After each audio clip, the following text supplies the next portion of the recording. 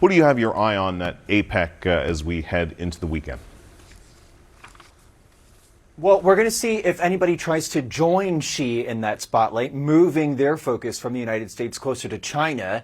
And to that end, Kim, I think that we're really looking to see how Chinese leader Xi Jinping tries to position himself as, from his point of view and China's point of view, a vanguard of free trade and somebody to provide more stability in this global trade environment. We were saying last hour, you got to think of this meeting more like an effort to try to stabilize the ship of global trade when we're talking about nations on both sides of the Pacific that represent more than half of global trade. So to that end, comments from Xi Jinping a little earlier in the morning where he says in part to the gathering, quote, "The world is undergoing rapid changes unseen in a century, and the international landscape is marked by both changes and turbulence, with rising instability and uncertainty affecting development in the Asia-Pacific region. The more turbulent the times are, the more we must stand together in solidarity." So you don't even really need to read between the lines with Xi Jinping trying to present himself as a counter force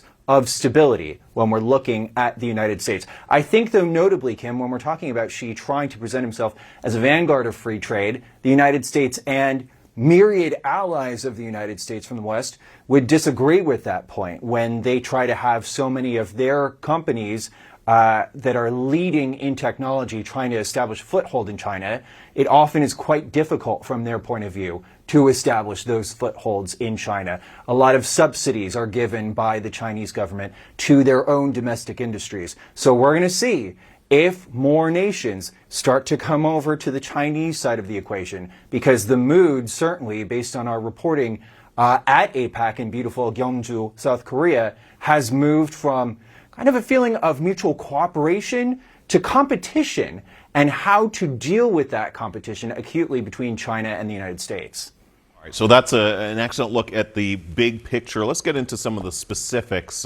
Mike, what should we be watching for in terms of concrete results? I think this is just becoming clearer over the wires with Prime Minister Mark Carney speaking to the gathering, where he said that he wants his non-U.S.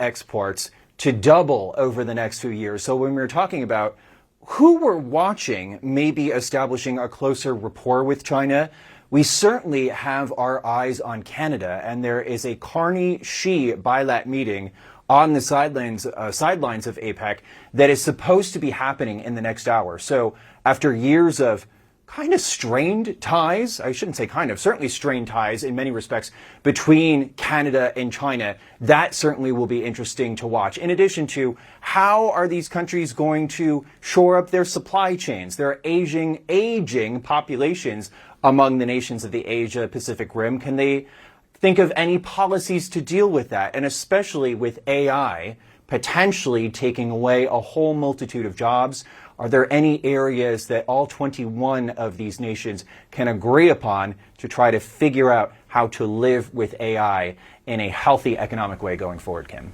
We'll be watching. Thanks so much for that. Mike Valerio in Beijing. Appreciate it.